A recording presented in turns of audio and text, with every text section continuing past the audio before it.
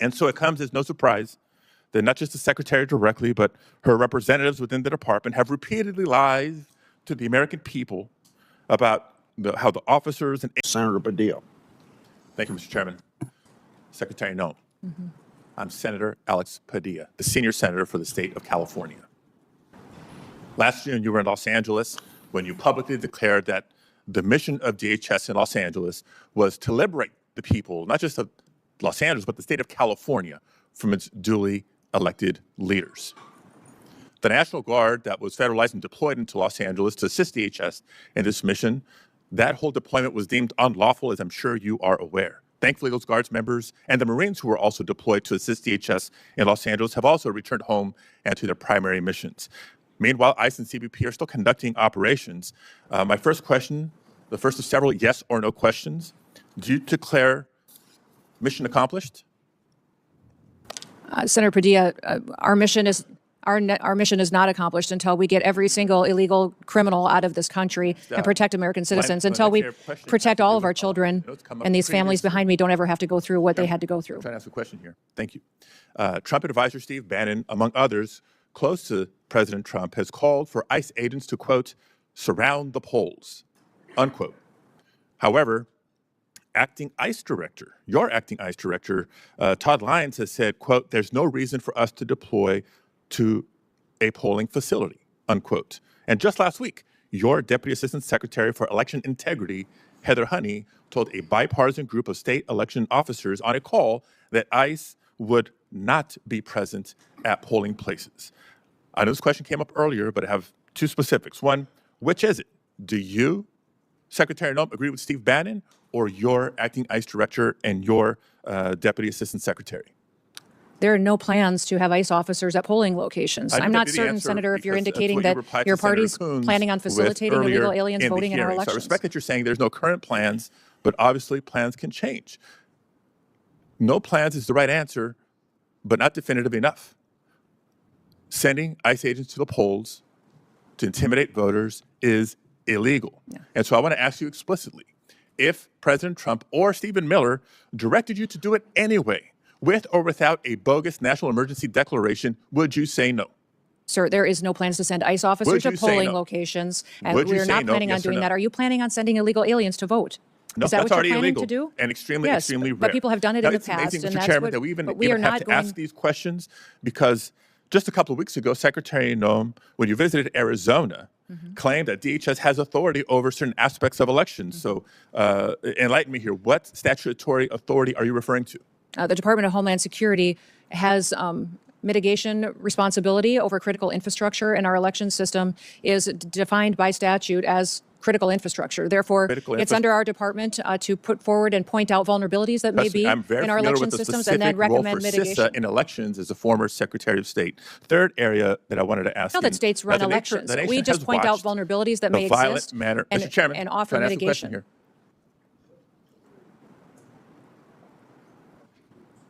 Okay. So the nation has watched the violent manner in which many immigrants and citizens alike have been taken into custody by your officers and your agents. In addition to that, 32 people died while in ICE custody last year, and at least 8 more have died in the first 7 weeks of this year. The numbers are a big increase from prior years. Secretary Noem, yes or no, do you care enough about the human rights of the men, women, and children in your custody to improve the conditions as required by the courts? Yes, absolutely. We adhere to our federal detention standards, which are higher than virtually all state and local detention standards. We provide medical care to all of our detainees, 3 nutritious meals a day. We take care of them. We keep families together. I appreciate the we response, continue to do that. You talk about when we have unfortunate situations where individuals have passed away. I believe my own eyes when I saw firsthand the poor conditions in which people were treated when I visited the detention center in California City. Now, Mr. Chairman, I'd like to enter into the record reports from California-based and national non-governmental organizations, as well as the California Attorney General's office, about the deplorable conditions at the California City Detention Facility and a recent court order requiring DHS to address these conditions, if I may, without... Thank you very much. Now, maintaining basic standards should not require court orders. the deplorable conditions at facilities across the country are the result of Secretary Noem's failed leadership. Now, since the beginning of the administration, federal judges have found DHS not in compliance with judicial directives on a number of immigration matters. The administration has lost in court on immigration cases more than 4,500 times since October alone, with judges across the country finding that DHS is detaining immigrants unlawfully. And judges appointed by both Republicans and Democrats across the country have threatened to hold the administration in contempt for failure to comply with court orders. This, too, is a result of Secretary Noem's failed leadership. Now, despite clear court orders, DHS continues to refuse members of Congress, including myself, access to detention facilities to conduct unannounced oversight. That's our job. This is yet another court order that DHS refuses to comply with, and another example of Secretary Noem's failed leadership. Meanwhile, the Department of Homeland Security has cut support and collaboration with state and local elections officials on election security. Secretary Noem has cut staff at CISA by a third. You've proposed cutting $500 million from the CISA budget. You talk about critical infrastructure, I know it well. And this is after having transferred $144 million from CISA to ICE last year for immigration enforcement. All this at a time when our country is more vulnerable to cyber attacks than ever. Another example of Kristi Noem's failed leadership. And now the department's also playing political games with the distribution of disaster aid, another sign of failed leadership. And on the topic of immigration enforcement, despite the DHS database that supposedly showcases the worst of the worst, a DHS spokesperson recently admitted that the database was full of inaccurate information. What we know is true, based on DHS's own data, is that less than 14% of those arrested by ICE and CBP have previously been charged with or convicted of violent crimes. Lies have become the pattern or practice of Kristi Noem's DHS. In the fall of last year, Secretary Noem asserted that no American citizens have been arrested or detained, despite more than 170 verified reports to the contrary. During a House Homeland Security Committee oversight hearing recently, Secretary Noem claimed that DHS had not deported veterans, not under this administration. And seconds later, Representative Magaziner presented via a video call Se-Jun Park, a veteran who earned a Purple Heart, but was deported by Secretary Noem's DHS. And so it comes as no surprise that not just the Secretary directly, but her representatives within the department have repeatedly lied to the American people about how the officers and agents under her charge have beaten, tased, shot at, and killed. Secretary Noem, before you even knew the facts or even allowed for a credible investigation to be conducted, you called Renee Good and Alex Padilla domestic terrorists for exercising their First Amendment rights. And just last week, DHS lied yet again about abandoning a Rohingya refugee, a nearly blind man who couldn't speak or understand English, in the parking lot of a closed coffee shop, only for him to die in the freezing streets of Buffalo. These are not accusations, colleagues. I submit for the record reports, declarations, other documents confirming these lies. For all these reasons and more, Secretary Noem, you should resign, or the president should fire you, or the House should vote to impeach. Did you want those put in the record? Without objection. Secretary Noem, in a couple of minutes, if you want to respond. If you don't want to, I'll go to Senator Moody. I just wish that Senator Padilla would have used his time to talk about Kate Steinle or other families that lost loved ones that aren't here anymore because of violent, illegal criminals that are in this country that we are charged with removing to protect American citizens. He didn't use any of his time to talk about victims that have been perpetuated by Joe Biden's invasion over the southern border. He didn't talk about the 1.7 billion lives that were saved by the amount of drugs that we've stopped in the last year from coming into our country and killing Americans and many other people. He didn't talk about the fact that we have the lowest murder rate in the last 125 years because of President Trump and the work that he has done to keep Americans safe. He didn't talk about the fact that American citizens should be the priority in this country because they're American citizens. I know he's very concerned about illegal aliens, but my job as the Secretary of Homeland Security is to get up every day and to put American citizens first and keep them safe here in the homeland. And I'll continue to defend the homeland every moment of every day that I get the chance and that I'm blessed to. Thank you. Senator Moody.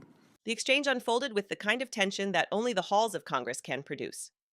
Senator Alex Padilla leaned forward, addressing Secretary Kristi Noem directly, pressing her on questions that went far beyond policy details. At the center of the moment was a fundamental issue: the power of government and the limits placed upon it in a constitutional republic. Padilla began by reminding the room of a statement made months earlier in Los Angeles, a declaration that federal authorities were acting to liberate the people of California from their elected leaders. It was a striking phrase, one that immediately raised questions about federal authority and the role of democratic institutions.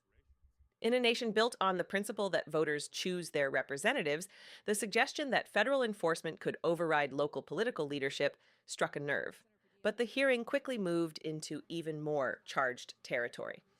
Padilla asked a simple but loaded question about elections. Would immigration enforcement officers ever be deployed near polling places? The concern was clear, that the presence of federal agents could intimidate voters or disrupt the democratic process. Secretary Noem responded that there were no plans to do so, yet the exchange did not end there. Instead, the moment escalated. Noem fired back with a pointed question of her own, asking whether Padilla's party intended to facilitate non-citizens participating in elections. It was a sharp pivot, transforming the conversation from oversight into accusation. For a brief instant, the hearing became a microcosm of America's broader political divide, where competing narratives collide in real time under the bright lights of public scrutiny. On one side stood Padilla, arguing that the role of Congress is to ensure that federal power never crosses constitutional boundaries. He pointed to reports of detention conditions, legal challenges, and court rulings. He cited statistics and oversight reports. His message was unmistakable. Leadership must answer when government authority produces consequences that raise serious questions. On the other side stood Secretary Noem, defending the mission of the Department of Homeland Security with equal intensity. Her argument was framed around responsibility to American citizens, the duty of the federal government to protect the country, enforce immigration law, and ensure public safety.